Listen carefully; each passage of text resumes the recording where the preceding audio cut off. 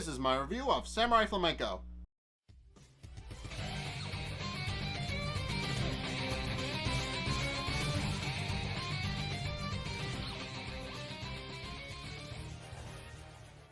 Okay, so this episode's kind of amazing, but I also have a few nitpicks with it. So immediately following Masayoshi's announcement about the all-out attack from Beyond, immediately after he says it, From Beyond, every single member of From Beyond that's still remaining calls as many members of Japan as they can and informs them of an all-out attack. And the Prime Minister even notices this, and the government even notices this, and points out that it was indeed, for the most part, the exact same number of remaining monsters in From Beyond. But Masayoshi knows there's one exception. And it's also noted that Masayoshi gets scolded here mainly because he kind of went against the government's wishes and kind of just told everybody anyway. And also Masayoshi tries to make things right by telling everybody not to panic, but is shut down by the government because, well, he's kind of the reason the panic started in the first place. So, at which point he leaves the studio and is picked up by Ishihara and Kono, and it's revealed that Kono isn't exactly to blame because he just kind of pointed her in the direction and she walked into the trap herself. So yeah, he wasn't entirely to blame for Marimaya's whole incident. She kind of went in by herself without once informing anybody of what she was doing, and to be fair, he kind of does have a point. She did kind of just wander in by herself.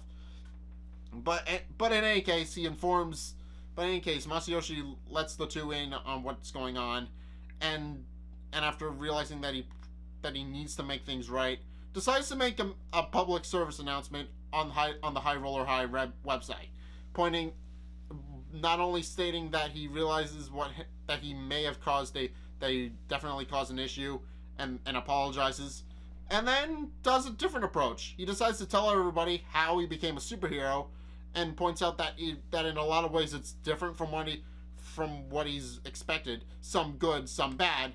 But then he points out the good things, which is that even in a crisis, the people of Japan are able to stick together and stay together and work together despite the circumstances, and points out that that's what he admires most about the people of Japan.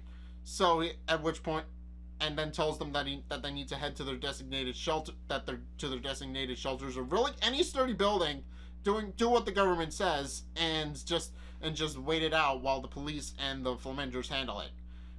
And after seeing this, Masayoshi and Goto prepare to go to war.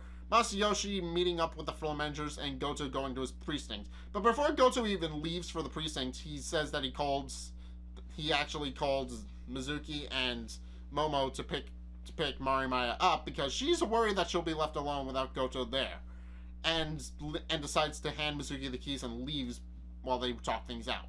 So, meanwhile, Masayoshi is met with the Flamengers and begins to formulate a strat. And after asking if they were able to evacuate their loved ones, which we've seen up to an extent, so apparently Flam and Pink wasn't able to get her relatives to listen to her, mainly because they see her as an adulterer, and we also might see her mother a little bit, and who chucks her handkerchief in the bin again, but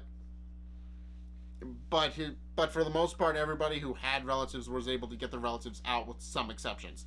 But then Masayoshi begins to formulate a plan on how to take down the remaining members of From Beyond, by basically saying that they should split up, take out as many monsters as they can, and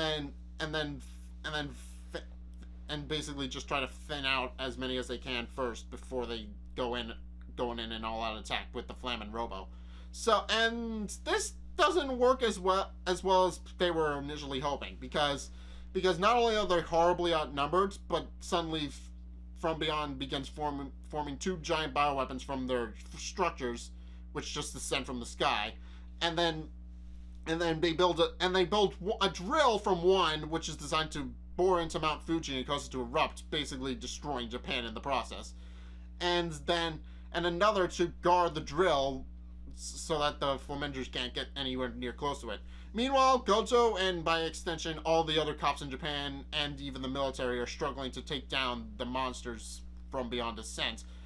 But then something interesting happens. So you remember how Konami Joji just kind of left?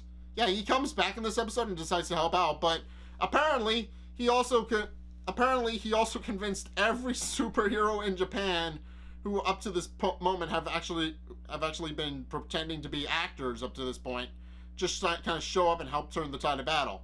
So yeah, it's great that all these superheroes actually exist IRL, but it begs the question of where the hell have they been this whole time? So and also by seeing their actions of their favorite superheroes acting out their actual justice IRL, it inspires a lot of Japan's citizens to actually try and fight back against From Beyond, and they do.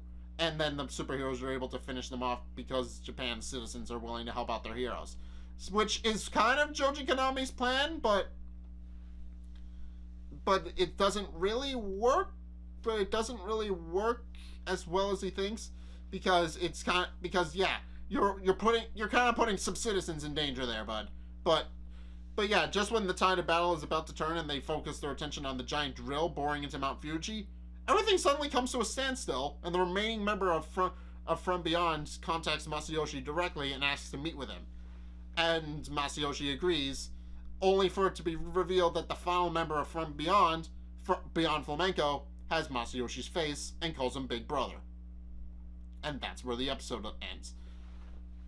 So yeah, I do have some nitpicks about this. Like, for example, the superheroes just kind of coming out of nowhere.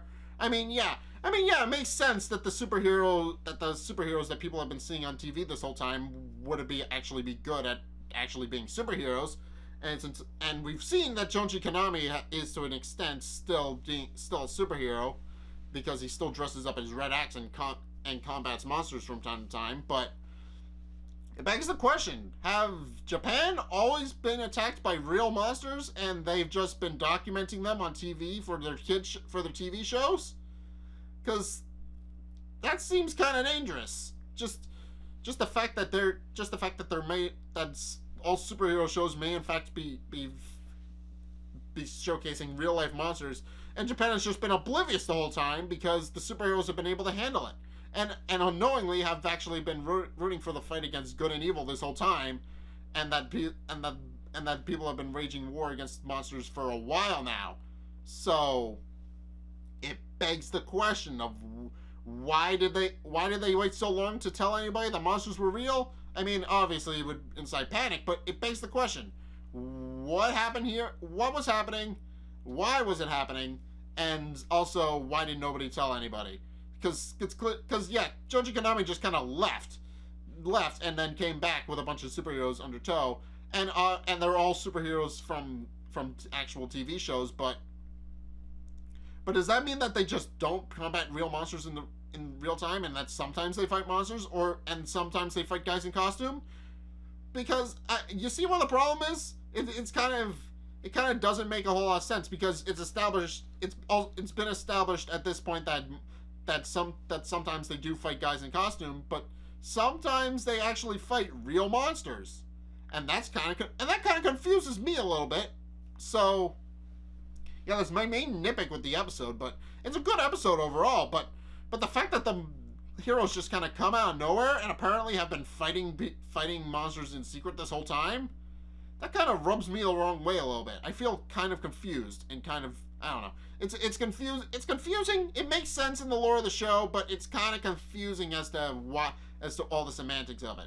But it does work in the narrative of the episode, but it just doesn't make a whole lot of sense once you start thinking about it. But yeah, it is. But yeah, regardless, it is a good episode.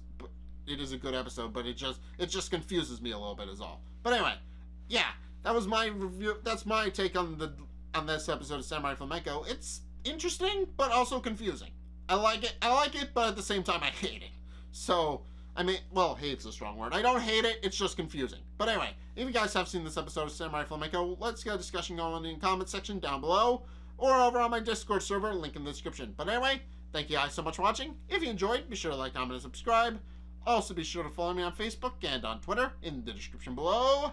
And also be sure to check out my Patreon description below as well if you want to help support the show. It's only a couple bucks a month. It helps me out. So it helps me improve the content for you guys. So I would definitely appreciate it if you did that. But anyway, thank you guys so much for watching. Until next time, I'll see you guys in the next video. Peace.